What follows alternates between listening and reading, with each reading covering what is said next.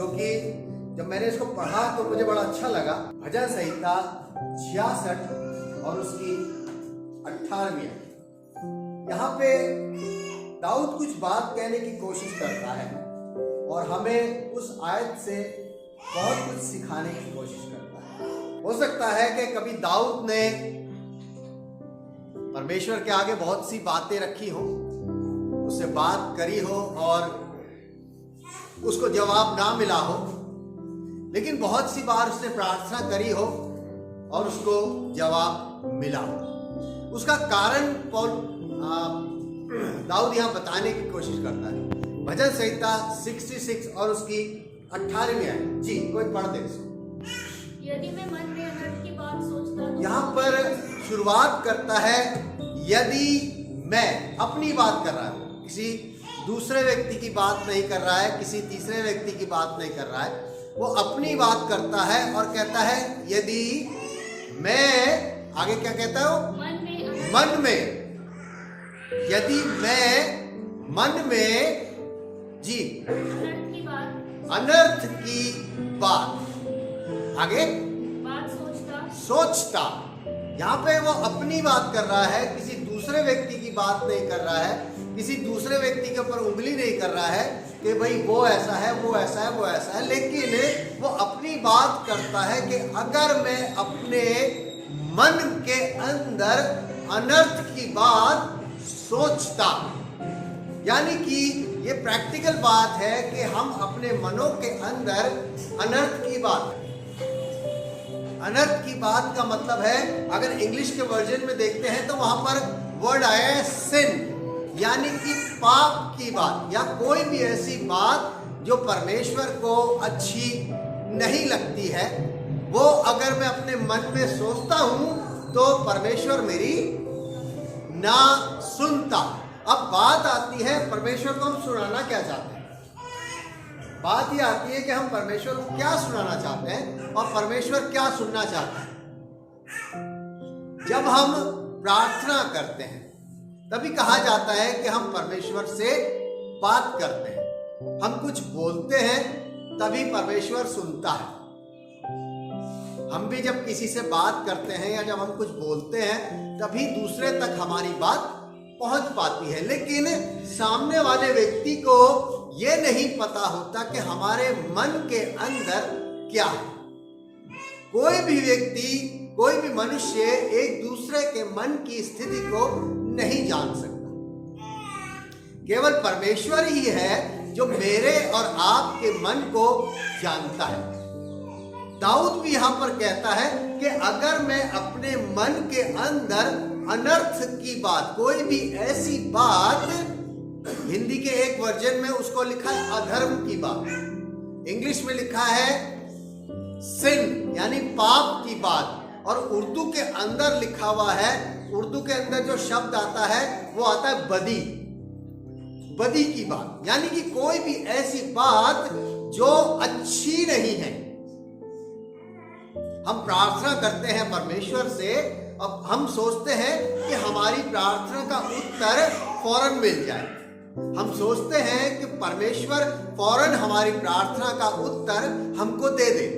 हम चाहते हैं कि हमने आज प्रार्थना करी, 1 घंटे पहले प्रार्थना करी और उसका उत्तर हमें मिल गया, और हमें लगता है कि हम परमेश्वर से प्रार्थना करते हैं और हमें उत्तर मिलते जाए। लेकिन बहुत दफा ऐसा होता है कि हमें उत्तर नहीं मिलते हैं। हमें उत्तर क्यों नहीं मिलते हैं, इस बात को बताने के लिए दाऊद हमको कुछ चीज सिखाता है। कहता है कि अगर मैं अपने मन में अनर्थ की बात सोचता, कुछ ऐसी बात सोचता जो परमेश्वर के लिए अच्छी नहीं है या परमेश्वर को सुनने में अच्छी नहीं लगती, वो अपने मन की बात कर रहा है। वो ये नहीं बोल रहा कि मैं अपने मुंह से अनर्थ की बात बोलता। वो कहता है कि मैं अगर सोचता तो भी परमेश्वर मेरी प्रार्थना को नहीं सुनता। हम सोचते हैं कि हम प्रार्थना करेंगे परमेश्वर से, लेकिन मन जो है वो साफ नहीं। मन के अंदर भावनाएं जो हैं बड़ी अलग सी हैं। कुछ पॉइंट्स हैं मेरे पास मैं आपको उनकी तरफ लेके चलना चाहूंगा ताकि आपको ध्यान रहे कि ये छोटी सी लाइन हमें क्या सिखाती है। हमें क्या सिखाती है कि जब हम परमेश्वर से प्रार्थना करते हैं, जब अपने बातों को परमेश्वर के आगे रखते हैं, जब हम घुटनों पे आके परमेश्वर के आगे आते हैं या हम उपवास के साथ परमेश्वर के सामने प्रार्थनाओं को करते हैं, लेकिन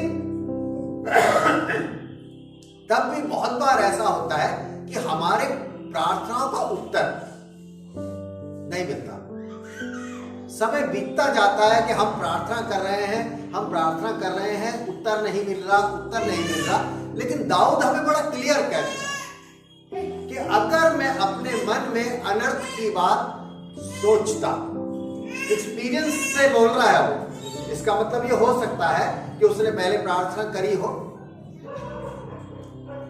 और मन में उसके कोई ऐसी बात चल रही हो जो किसी को नुकसान पहुंचाने वाली हो, या किसी के प्रति ईर्ष्या हो, या किसी के प्रति जलन हो, या किसी के प्रति कोई ऐसी भावना हो जो उसको सही नहीं हो, और परमेश्वर से वो अपने लिए कुछ मांग रहा है और परमेश्वर उसको नहीं दे रहा है। लेकिन वो इस बात को बताने की कोशिश करता है कि जब मैं अपने मन में कोई भी ऐसी बात लेके नहीं बैठा और मैंने प्रार्थना करी तो परमेश्वर ने मेरी सुन ली। वो इस बात को बताता है कि अगर मैं सोचता तो नहीं सुनता। चलिए आगे चलते हैं हम कि प्रार्थना जो है हर एक विश्वासी के लिए जरूरी है। परमेश्वर से हम प्रार्थना करते हैं, यह हम सबके लिए जरूरी है।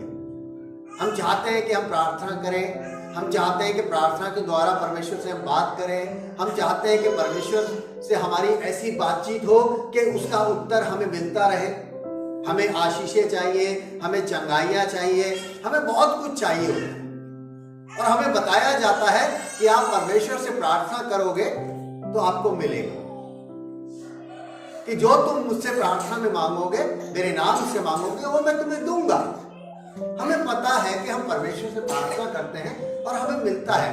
एक विश्वासी के लिए प्रार्थना जो है एक सांस की तरह है। सांस की जैसे जरूरत है वैसे ही प्रार्थना की जरूरत है। हम प्रार्थना करते हैं, लेकिन प्रार्थना करने पर उत्तर नहीं मिलता, परमेश्वर सुनता नहीं है। ये बड़ी प्रॉब्लम है। प्रार्थना हम बराबर कर रहे हैं। कई लोगों को मैंने देखा है एक ही चीज के लिए बहुत दफा प्रार्थना करवाते हैं, बहुत दफा प्रार्थना करते भी हैं। वजह क्या होगी? प्रार्थना क्यों नहीं परमेश्वर तक पहुंचती? परमेश्वर के पास प्रार्थना को पहुंचने के लिए एक जरूरी है, बहुत जरूरी चीज। कभी कभी हम सोचते हैं कि हम प्रार्थना सही तरीके से नहीं करें। हम सोचते हैं कि हम प्रार्थना जो है सही तरीके से नहीं करेंगे। कोई कहता है कि प्रार्थना आप उपवास के साथ करो, कोई कहता है कि आप घुटनों पे आके प्रार्थना करो, कोई कहता है कि आप फलानी जगह जाके प्रार्थना करो, कोई जब कहता है कि आप वहां प्रार्थना करते तो वहां नहीं सुनी जाएगी, दूसरी जगह जाएंगे वहां सुनी जाएगी। नहीं, आपकी प्रार्थना के अंदर कोई दिक्कत नहीं है। आपकी प्रार्थना में कोई दिक्कत नहीं है। दिक्कत कहां है? दिक्कत मन के अंदर। आप प्रार्थना कहीं भी कर सकते हैं। लिखा हुआ है कि जब तू प्रार्थना करे तो छोटी सी कोठरी में जा, गुप्त में तेरा परमेश्वर तुझे सुनेगा। आपको किसी बहुत बड़ी जगह में, किसी बहुत बड़ी सभा में प्रार्थना करने की जरूरत नहीं है, या आपको दिखा के प्रार्थना करने की जरूरत नहीं है कि आप प्रार्थना करेंगे, कोई देखेगा, 4 आदमी सुनेंगे, तब कहीं जाके आपकी प्रार्थना सुनेंगे। ऐसा नहीं है। आप किसी कमरे में अपने आप को अलग रख के, अकेला रह के, छोटे कमरे में बैठ के भी अगर आप प्रार्थना करते हैं तो परमेश्वर आपकी प्रार्थना को वहां भी सुनने में उतना ही सक्षम है जितना किसी बड़ी सभा में। लेकिन अभी भी समस्या वही की वही है। प्रार्थना करते हैं लेकिन प्रार्थना का उत्तर नहीं आता। क्यों नहीं आता उत्तर? उत्तर इसलिए नहीं आता क्योंकि आप सोचते हैं कि हमने प्रार्थना तो करी, बड़े बड़े शब्दों में करी, बड़े बड़े आयतों को पढ़ पढ़ के करी कि परमेश्वर आपने इसमें ये बताया है, वचन आपके वचन में ये है, आपके वचन में वो है, लेकिन जवाब क्यों नहीं आ रहा? हम उपवास भी कर रहे हैं, घुटने भी टेक रहे हैं, हर तरीके से हम प्रार्थना करते हैं, लेकिन नहीं जवाब आता। क्या मन के अंदर सफाई है प्रार्थना करने से पहले? लिखा हुआ है कि जब तू परमेश्वर की वेदी पर जाए और अगर तेरे भाई के साथ तेरा कुछ भी अनबन हो तो पहले जाके उससे मिलन कर। प्रार्थना करने से पहले सबसे पहले आपको यह सोचना है कि किसी के प्रति हमारे मन में कोई गलत चीज तो नहीं है, क्योंकि परमेश्वर हमारी बातों को नहीं, हमारे मन को जांचता है। हमारे मन का मतलब उससे है कि हम अपने मन के द्वारा ही उसको खुश कर सकते हैं कि हमारे मन में क्या है। हमारा ऊपरी आवरण मनुष्य देख सकते हैं, लेकिन हमारा अंदरूनी आवरण वो केवल परमेश्वर देखता है। हमारे मन को केवल परमेश्वर ही जांचता है। अब समझते हैं कि अधर्म क्या है या अनर्थ क्या है। हम देखते हैं कि अनर्थ, उसमें लिखा है कि यदि मैं अपने मन में अनर्थ की बात सोचता, अनर्थ की बात, अधर्म की बात, पाप की बात, बदी की बात, किसी के भी प्रति, किसी के लिए भी, कोई भी व्यक्ति ऐसा हो, आपको लगता है कि केवल बाहर से गलतियां दिखती हैं, गलत काम करता हुआ दिखता है, चोरी करता हुआ दिखता है, झूठ बोलता हुआ दिखता है, गालियां देता हुआ कोई व्यक्ति दिखता है, तो हम जांच लेते हैं कि यार ये बंदा ठीक नहीं है, ये तो पापी है, इसका जीवन अच्छा नहीं है, ये तो बहुत गालियां देता है, ये तो बहुत शराब पीता है, ये तो बहुत लड़ाई झगड़ा करता है। ये क्या है? ये बाहरी तरीके से दिख रहा है, लेकिन अंदर से क्या है? कोई व्यक्ति ऊपर से बहुत अच्छा दिखाई दे सकता है। मान लीजिए मैं ही हूं, मैं आपका पास्टर हूं, मैं आपको बहुत अच्छा ऊपर से दिखाई देता हूं, लेकिन मेरे मन के अंदर क्या है? मेरा मन क्या सोचता है, मेरा मन क्या कहता है, उसको कौन जांचेगा? आप तो पढ़ नहीं सकते मन को। आप में से कोई ऐसा है जो मन को जांचता, जो मेरे मन के अंदर की बात को पकड़ ले कि मेरे मन में क्या चल रहा है? लेकिन मेरे मन के अंदर जो भी चल रहा है वो कौन बताएगा? परमेश्वर बताएगा। मन के अंदर क्या चलता है? हम किसी के लिए गलत विचार रखते हैं, ये मन के अंदर है। ऊपर से बड़े अच्छे दिखाई दे रहे हैं आप उसके साथ, मैं किसी से बड़े हंस हंस के बात कर रहा हूं, खुशी खुशी बात कर रहा हूं, लेकिन मन के अंदर सोच रहा हूं यार मौका मिलते ही इसको बताऊं। मन के अंदर गलत सोच लेके हम चलते हैं, मन के अंदर गलत भावनाएं आती हैं किसी के प्रति। ऊपर से आप अच्छे दिखाई दे सकते हैं, लेकिन आपके मन के अंदर उसके प्रति क्या भाव है, क्या सोचते हैं, क्या भाव लेके चलते हैं, ये हम खुद ही जानते हैं। हमें अपने आप को ही पता होता है कि उसके कि उस व्यक्ति के प्रति हमारे मन में क्या है। हम प्रार्थना तो करने जा रहे हैं, मन के अंदर गलत सोच लिए जा रहे हैं, मन के अंदर गलत भावनाएं लिए जा रहे हैं, फिर कहते हैं कि परमेश्वर हमारी नहीं सुनता।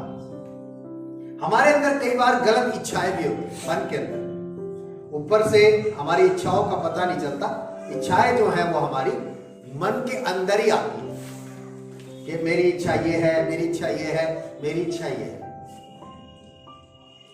कई लोगों को तो मैंने प्रार्थना करते सुना है, आपको पता है, कि प्रभु उनके जीवन में ऐसा कर दो, उनके जीवन में ऐसा कर दो तो मजा आ जाए, उनके जीवन में आप ऐसा कर दो। ये प्रार्थना होती है, मन से निकल रही है। किसी के प्रति गलत सोच, गलत इच्छा, गलत भावना लेके प्रार्थना हो रही है। दाऊद ने साफ कह दिया कि अगर मैं अपने मन में अनर्थ की बात सोचता, यहां तो बहुत सारे केसेस हैं, सोच भी रहे हैं, इच्छा भी कर रहे हैं, भावनाएं भी हैं, ये सब क्या है? ये मन की हैं, शारीरिक नहीं है, ये मन के अंदर से निकलने वाली चीज। ऊपर से एक व्यक्ति आपको बहुत आत्मिक दिखाई दे सकता है, एक व्यक्ति आपको इतना आत्मिक दिखाई दे सकता है कि जब आप उसे देखें, आराधना में खड़ा हुआ, ऊंचे ऊंचे हाथ उठा रहा हो, जोर जोर से गीत गा रहा हो, वचन पढ़ने को कहा जाए तो वचन भी जोर जोर से पढ़ा जाए, प्रार्थना करने को कहा जाए तो प्रार्थना भी करी जाए, ऊपर से आप किसी का आकलन नहीं कर सकते। लेकिन दाऊद सिखाने की कोशिश करता है कि मन के अंदर अगर अधर्म है, अनर्थ है, पाप है, गलत सोच है, बदी है, तो प्रार्थना का सुना जाना बिल्कुल असंभव। प्रार्थना नहीं सुनी जा सकती, कितनी ही कोशिशें कर लीजिए, कितने ही साल उस प्रार्थना को करते रहिए, लेकिन अगर मन के अंदर सफाई नहीं है तो प्रार्थना नहीं सुनी जाएगी। कभी कभी क्या होता है, चलिए एक वर्ष निकालिए मेरे साथ, मरकुस उसका 7वां अध्याय और उसकी 21वीं आयत, 21वीं आयत से 23वीं आयत तक बहुत सारी चीजें ऐसी हैं जो मन के अंदर है, मन के अंदर, ऊपर नहीं है। कहां पर है? मन के अंदर। जी, क्योंकि भीतर से, अंदर से, आगे, अर्थात मनुष्य के मन से। यहां पे कॉन्सेप्ट क्लियर कर दिया उसने कि भीतर से। अब आप कहेंगे भीतर तो कुछ भी हो सकता है, कमरे के भीतर हो सकता है, बक्से के भीतर हो सकता है, अलमारी के भीतर हो सकता है, टेबल के भीतर हो सकता है। लेकिन यहां पर वो कॉन्सेप्ट क्लियर कर देता है, वो बताना चाहता है कौन से भीतर की वो बात करता है, कौन से अंदर की वो बात करता है। क्या कहता है कि क्योंकि भीतर से, अर्थात मतलब मनुष्य के मन से, मनुष्य के मन से। अब ध्यान से सुनिए, एक लंबी लिस्ट, एक बहुत लंबी लिस्ट मिलती है। जी बताइए भैया। बुरी बुरी चिंता, वह विचार, चोरी, हत्या, पर स्त्री गमन, लोभ, आगे दुष्टता, जी आगे, जी आगे, निंदा, अभिमान और मूर्खता निकलती है। 23वीं आयत पढ़ते हैं इसकी। ये सब बुरी बातें भीतर ही से निकलती हैं। इतनी लंबी लिस्ट है ना, अगर आप काउंट करेंगे कितनी है, आप काउंट करके बताएंगे मेरे को। 13 चीजें ऐसी हैं जो मन के अंदर की हैं, बाहर की नहीं है। ये मन के अंदर की हैं। वो कहता है कि ये 13 चीजें हमारे मन में चलती हैं। और 23वीं आयत को वो क्लियर करता है। क्या कहता है कि ये सब बुरी बातें भीतर ही से निकलती हैं। और आगे एक बहुत अच्छी बात कहता है जी, और मनुष्य को और मनुष्य को, मनुष्यों नहीं है यहां, मनुष्य का मतलब सिंगल की बात हो रही है, जिसके मन से निकल रही है वो ही अशुद्ध हो रहा है। ऊपर से आपके ऊपर किसी ने मिट्टी डाल दी, गंदा पानी डाल दिया, या आप धूल में गिर गए, या आप गंदे हो गए, वो ऊपरी आवरण आपका गंदा हुआ है, आप उसको पानी से धो के साफ कर सकते हैं। लेकिन भीतरी आवरण जो आपका मन है वो कैसे साफ होगा, वो कैसे साफ होगा? बहुत सारी चीजें इसमें इसने बताई है, 13 चीजें। हम घमंड करते हैं, ऊपर से नहीं दिखता, अंदर से आता है। उसके बाद हम किसी को क्षमा नहीं करते, ऊपर से नहीं दिखता, अंदर से होता है। उसके बाद हम जलन रखते हैं, उसके बाद हम द्वेष रखते हैं, हम कई बार दिखावटी धार्मिकता भी दिखाते हैं, हम बहुत स्पिरिचुअल हैं, हम बहुत धार्मिक हैं, लेकिन मन के अंदर कैसे? यहां सारी बात मन से ही है। नहीं तो बाइबल के अंदर यह नहीं लिखा होता कि परमेश्वर मनों को जांचने वाला है। पहले आपके मन को, मेरे मन को वो जांचता है कि हम अंदर से कैसे हैं। बाहर से कोई भी कैसा हो सकता है। हर एक को परमेश्वर ने एक स्वरूप दिया है। कोई गोरा है, कोई सांवला है, कोई काला है, कोई लंबा है, कोई छोटा है, कोई बहुत ज्यादा सुंदर है, कोई बहुत ज्यादा कुरूप है। हर तरीके का आवरण ऊपरी दिखता है, लेकिन यह जरूरी नहीं है कि कोई व्यक्ति बहुत खूबसूरत है, बहुत सुंदर है तो उसका मन भी सुंदर होगा। यह आवश्यक नहीं है कि कोई व्यक्ति बहुत ही खराब है दिखने में, उसका मन भी खराब होगा। यहां पर सारी बात दाऊद यही सिखाने की कोशिश करता है कि यदि मैं अपने मन में अधर्म की बात सोचता, बोलता कोई नहीं है अधर्म की बात, कोई नहीं बोलता है पाप की बात, लेकिन सोचने का एक सिस्टम है मनुष्यों के अंदर। हम सोचते हैं, सोचना ही परमेश्वर को अच्छा नहीं लगता है। बोलना तो बहुत दूर की बात है, सोचना ही उसे पसंद नहीं है।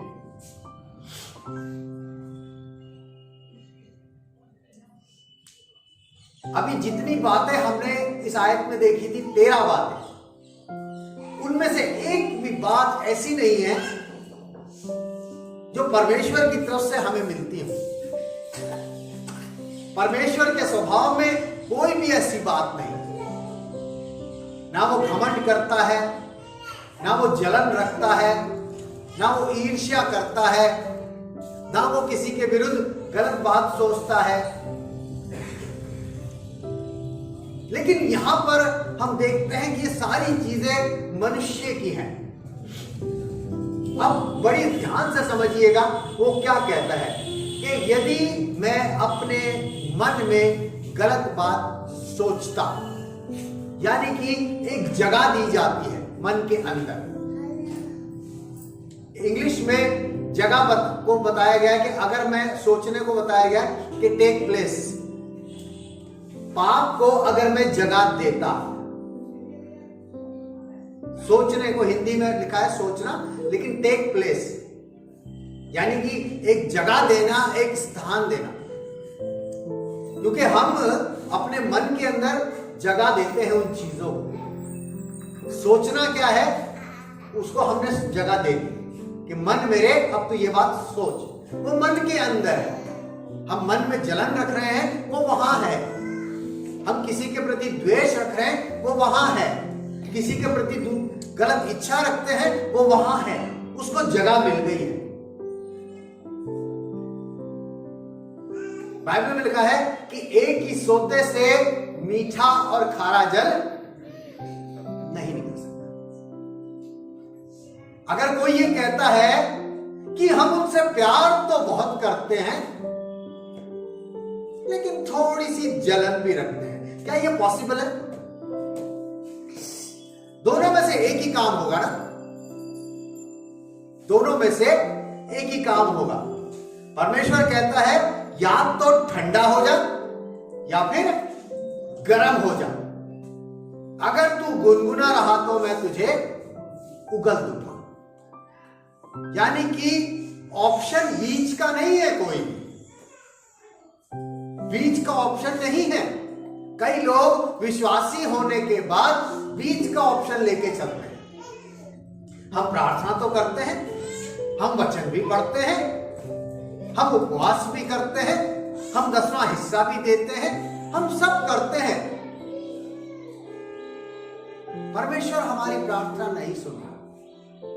वजह वही की वही है कि मन के अंदर स्थान किसको दे रखा है। कौन सी चीजों को स्थान दिया गया है, कौन सी चीजें हमारे मन के अंदर रहती हैं, क्या वो शुद्ध है या वो अशुद्ध है। एक आयत निकाले मेरे साथ, इफिसियों उसका 4 अध्याय और उसकी 27वीं आयत। और ना शैतान को अवसर दो, शैतान को मौका नहीं देना। हम मौका दे देते हैं कि आप आओ, मेरे मन पे कब्जा करो, मेरे मन के अंदर आप द्वेष डालो, मेरे मन के अंदर आप ईर्ष्या डालो, मेरे मन के अंदर आप जलन डालो, मेरे मन के अंदर आप दूसरे के लिए गलत विचार डालो, मेरे मन के अंदर आप आके कब्जा कर लो। वो कहता है कि शैतान को मौका मत दो, शैतान को जगह नहीं देनी है। शैतान कब जगह ले लेता है पता भी नहीं चलता। वो बड़े प्यार से आता है। अदन की वाटिका में बड़े आराम से आया, हवा के साथ उसने दोस्ती बनाई, हवा के साथ उसने टाइम स्पेंड किया और धीरे से जगह बना ली और बोल दिया कि तुम मरोगे नहीं, पाप कर लो। लेकिन जब हम शैतान को अवसर दे देते हैं तब बड़ा कुछ हो जाता है। हमारे मन के अंदर परमेश्वर की बातों की जगह शैतान की बातें आ जाती हैं, पाप की बातें आ जाती हैं, अधर्म की बातें आ जाती हैं, अनर्थ की बातें आ जाती हैं, बदी की बातें आ जाती हैं। और वो बातें जब जगह बना लेती हैं तो एक डिस्टेंस बन जाता है हमारे और परमेश्वर के संबंध के बीच में। प्रार्थना हम कर रहे हैं लेकिन मन के अंदर अधर्म है, मन के अंदर द्वेष है, मन के अंदर पाप है, मन के अंदर ईर्ष्या है। प्रार्थना कर रहे हैं लेकिन ये सारी चीजें मन के अंदर चल रही हैं, तो परमेश्वर के साथ जो संबंध है वो थोड़ा सा अलग हो जाता है। परमेश्वर सुनता क्यों नहीं है? क्योंकि मन के अंदर अधर्म है। परमेश्वर सुनता क्यों नहीं है? क्योंकि उसको पाप से नफरत है। परमेश्वर सुनता क्यों नहीं है? क्योंकि वो उस चीज को नहीं जानता, वो आना ही नहीं चाहता हमारे बीच में।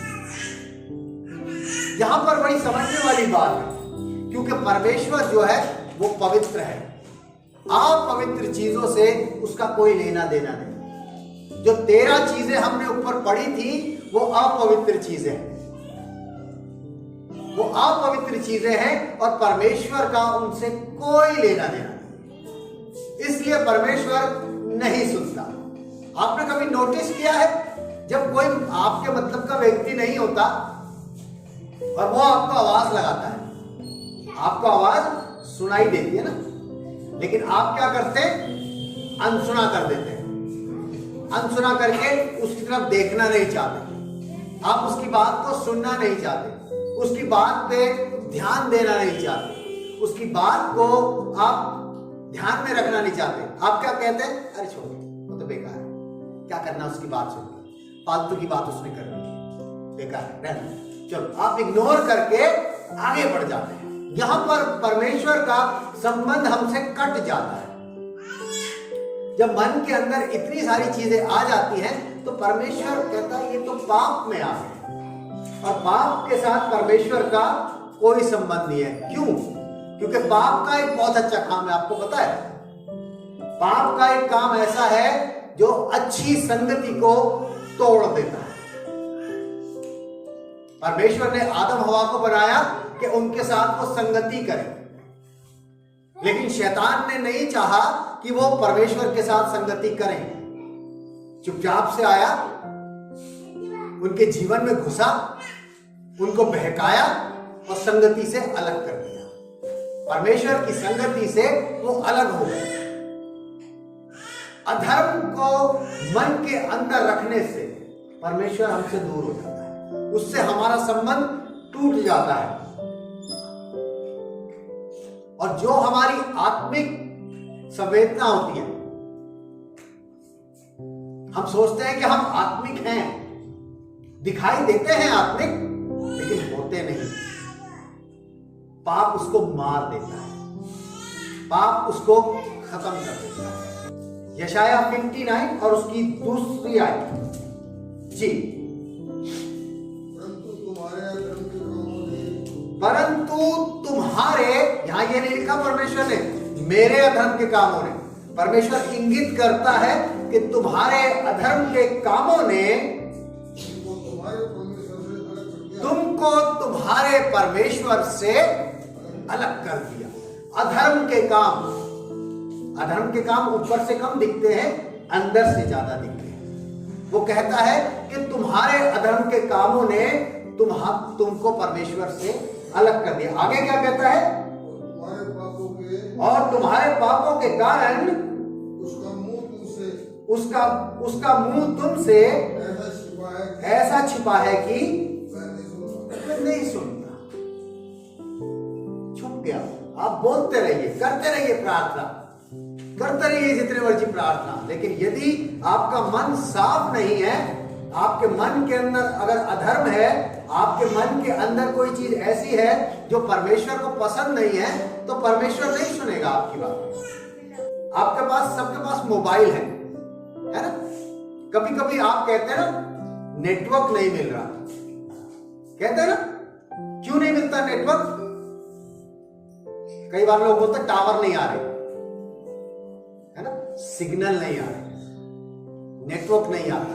उस टाइम क्या होता है? अगर आप किसी से बात कर रहे हैं और बात करते करते एकदम उधर की आवाज ना सुनाई दे और इधर की आवाज उधर ना जाए, तो क्या बोलते हैं कि नेटवर्क खराब हो गया या सिग्नल नहीं मिल रहे, कट जाता है, सिग्नल कटता है। कभी कभी आप गाने सुन रहे होते हैं, पहले टाइम में रेडियो पे गाने आया करते थे, रेडियो आपके सामने रखा रहता था, आवाज गायब हो जाती थी। क्यों? सिग्नल कट गया। परमेश्वर के साथ सिग्नल का होना जरूरी है। अगर हमारे जीवन में पाप आ गया, अधर्म आ गया और मन के अंदर ऐसी बातें आ गई, तो सिग्नल ऑटोमेटिकली कट जाता है। मेरे परमेश्वर बहरा नहीं है। कहीं हमें यह लगता हो परमेश्वर को हमारी आवाज नहीं सुनाई देती। परमेश्वर बहरा नहीं है, परमेश्वर सुनता है, लेकिन क्यों नहीं हमारी आवाज वो सुन पाता? क्योंकि हम उसको गलत तरीके से सुनाने की कोशिश करते हैं। मन के अंदर सफाई नहीं है, मन के अंदर भावनाएं अच्छी नहीं है, मन के अंदर कोई ऐसी बात नहीं है कि जो परमेश्वर तक हमारी आवाज को पहुंचा सके। हमारी आवाज का परमेश्वर के पास पहुंचने का सीधा सा संबंध है हमारे मन का साफ होना बहुत जरूरी है। यदि हमारा मन साफ नहीं, तो परमेश्वर हमारी आवाज नहीं सुनेगा। ऐसे बहुत सारे उदाहरण हैं कि परमेश्वर ने प्रार्थना नहीं सुनी।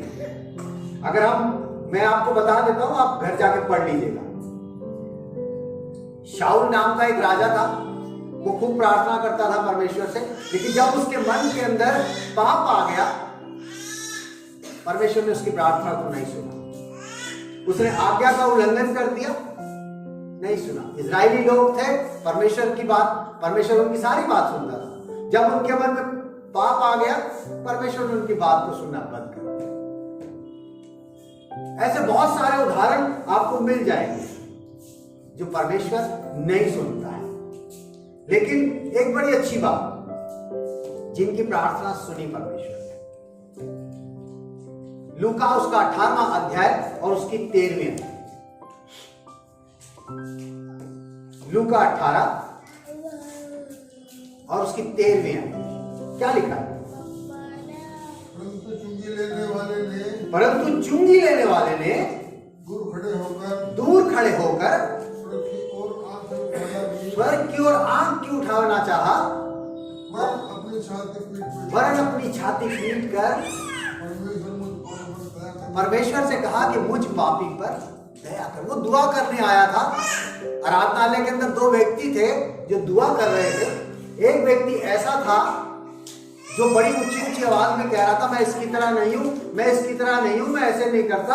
लेकिन दूसरा व्यक्ति कहता है, वो चुंगी लेने वाला था, वो कहने लगा कि प्रभु मैं इस लायक नहीं हूं, आप मेरी प्रार्थना को सुन लो, मुझ पापी पर दया कर। पश्चाताप करने के बाद उसकी प्रार्थना को सुन लिया। क्या बताना चाहता है? एक लास्ट आयत पढ़वा के आपको खत्म करूंगा। पश्चाताप जो है, अगर आपके मन में किसी के प्रति कुछ है तो भावनाओं को ठीक तरीके से देखें, समझे, सोचे। एक आखिरी आयत, पहला कुरिन्थियों उसका 11वां अध्याय और उसकी 28वीं आयत, अक्सर पढ़ते हैं हम। इसलिए मनुष्य अपने आप को जांच ले। बस दूसरे को नहीं जांचना है, अपने आप को जांचना है। दाऊद ने अपने आप को जांचा, दाऊद ने अपने आप को परखा। दाऊद ने चाहा कि मैं अपने आप को देखूं कि मैं कैसा हूं, मुझे दूसरे को देखने की जरूरत नहीं है। आज की दुनिया में हम दूसरे को बहुत देखते हैं, वो ऐसा है, वो ऐसा करता है, वो ऐसा बोलता है, वो ऐसे चलता है, वो ये करता है, वो करता है, उसके ये है, उसके वो है। मेरे क्या है? मैं कैसा हूं? मैं कैसा सोचता हूं? मेरे मन के अंदर क्या है? मेरे मन के अंदर कितनों के लिए क्षमा नहीं है, मेरे मन के अंदर कितनों के लिए द्वेष है, मेरे मन के अंदर कितनों के लिए गलत भावनाएं हैं, कितना गलत सोचता हूं दूसरों के लिए।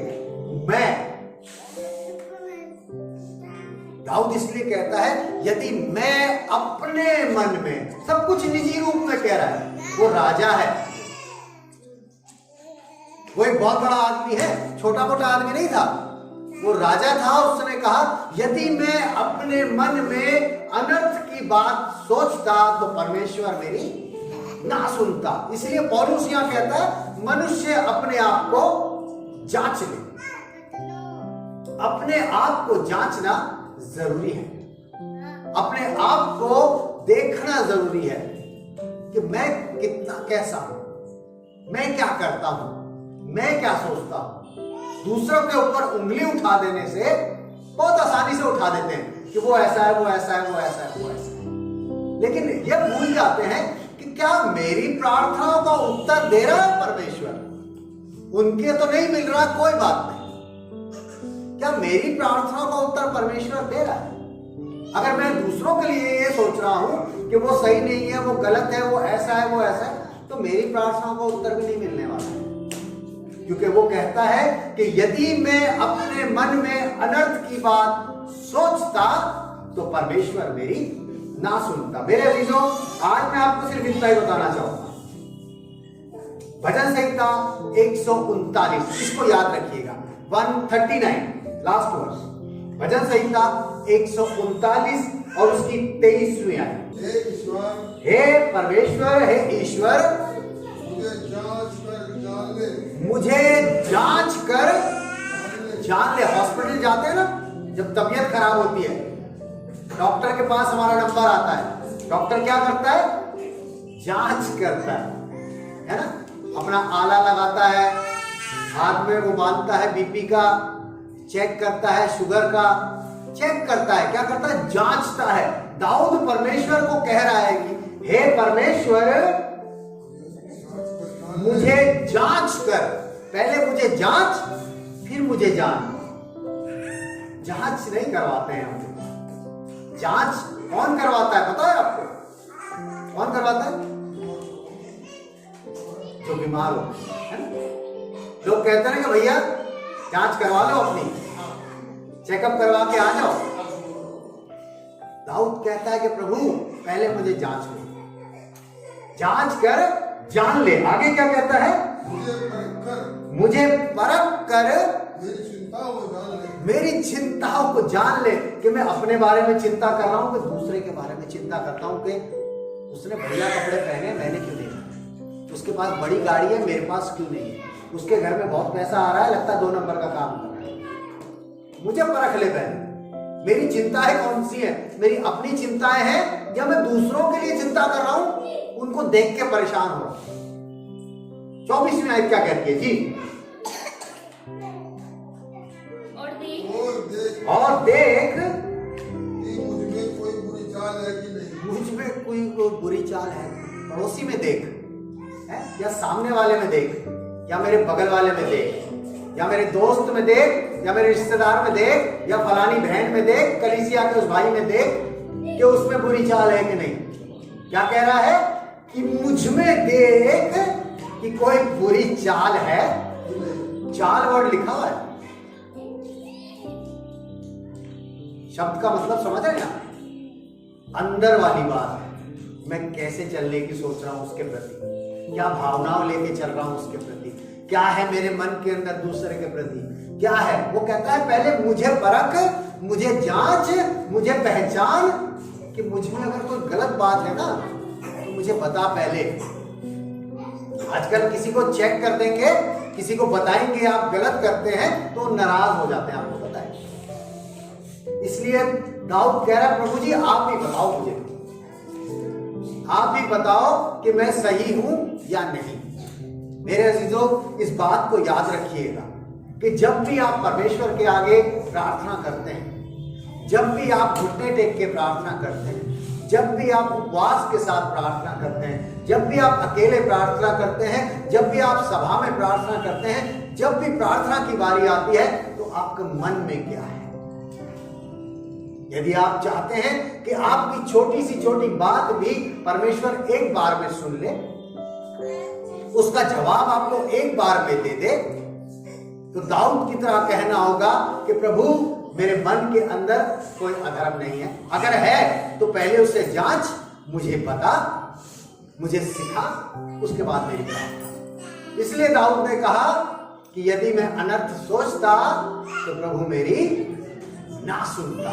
अगर आप चाहते हैं कि परमेश्वर हमारी प्रार्थना सुने तो आप भी कह दीजिए प्रभु प्रभु मुझे जांच कर जान ले। अपने आप को परमेश्वर के सम्मुख लेके आइए, अपने आप को परमेश्वर के सामने खड़ा कर दीजिए। कोई परफेक्ट नहीं है, लेकिन परफेक्ट होने के लिए परमेश्वर को कह दीजिए कि मुझे जांच ले, मुझे परख ले, अगर मुझ में कोई गलत बात है तो मुझे बता, मैं कैसे ठीक करूं, मुझे शक्ति दे, मुझे सामर्थ्य दे, ताकि मैं प्रभु आपके निकट आ सकूं। मेरे अजीजों, अपनी प्रार्थनाओं को प्रभु के आगे रखिए, लेकिन उससे पहले अपने मन की जांच परमेश्वर से करेंगे। आइए प्रार्थना करें, अपनी आंखों को बंद करेंगे। धन्यवाद करते हैं प्रभु जी इस वक्त इस अच्छी बात के लिए जो आपने हमें सिखाई कि यदि मैं अनर्थ की बात सोचता तो प्रभु मेरी ना सुनता। हाँ प्रभु जी, हम जानते हैं कि अनर्थ, पाप, बदी, अधर्म आपके निकट नहीं आ सकते हैं प्रभु जी, आप उनसे दूर हैं, कोई मतलब नहीं है आपका।